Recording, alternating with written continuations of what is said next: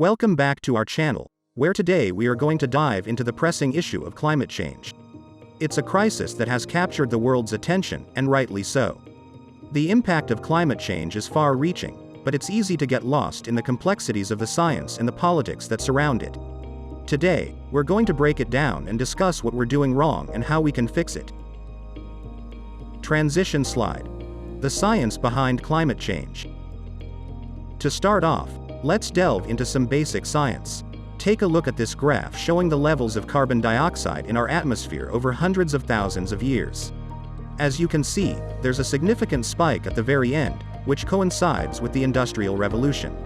Since 1950, we've been breaking CO2 records, and unfortunately, we haven't stopped.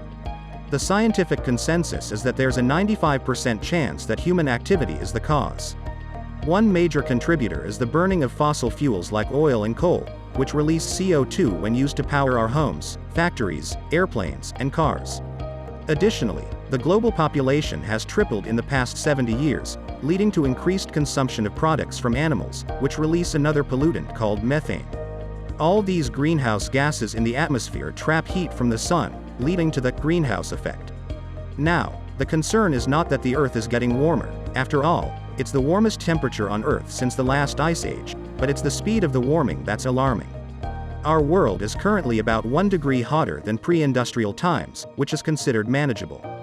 The United Nations suggests that if we warm by 1.5 degrees before the end of the century, we should be fine, and even 2 degrees would, probably, be alright. The problem lies in the pace at which we are heading towards these thresholds. Transition slide. Impacts of climate change.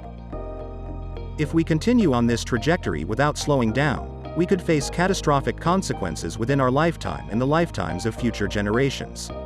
We're already witnessing the impacts of climate change today. Natural disasters are becoming more intense and frequent, with devastating consequences. Droughts, floods, and extreme weather events are wreaking havoc across the globe. Rising sea levels, caused by expanding seawater and melting ice sheets and glaciers, pose a significant threat to coastal communities. Entire cities like Miami in the US or Osaka in Japan, and even island nations in the Pacific, could be submerged within the next 80 years. The effects are not limited to the environment.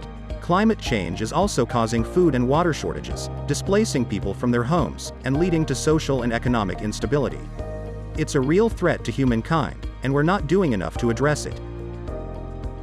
Transition slide. The Paris Agreement. Now, let's talk about the plan that was put in place to slow down this trajectory, the Paris Agreement. In 2016, world leaders came together and signed this historic agreement, pledging to cap temperature rise at 1.5 degrees or a maximum of 2 degrees by the year 2100. Each country set its own targets for reducing CO2 emissions. However, 3 years later, global CO2 levels are still rising, and some countries have faced challenges in meeting their commitments. The United States, one of the world's biggest polluters, has withdrawn from the Paris Agreement.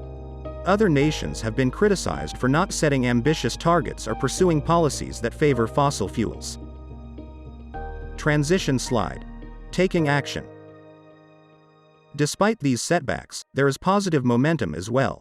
Countries like India, Morocco, and the Gambia have embraced renewable energy projects on a massive scale. Many nations are implementing innovative solutions, such as making public transport free in cities to encourage people to leave their cars behind.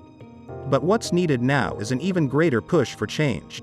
It's time to challenge the status quo, both in the way we conduct business and in our political systems. We must recognize that infinite growth on a finite planet is not sustainable. Shifting to renewable energy, reducing car usage, promoting public transportation, adopting sustainable eating habits, and consuming more responsibly are some of the steps we can all take. We need to recognize that the responsibility to combat climate change falls on each and every one of us. It's not just about individual actions but also collective action and systemic change. We must hold our leaders accountable and demand stronger policies and investments in sustainable solutions.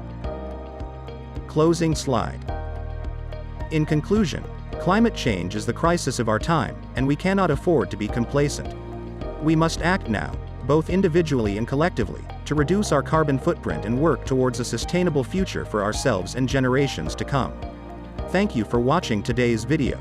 If you found this information valuable, be sure to hit the like button and subscribe to our channel for more content on pressing issues like climate change. Together, we can make a difference.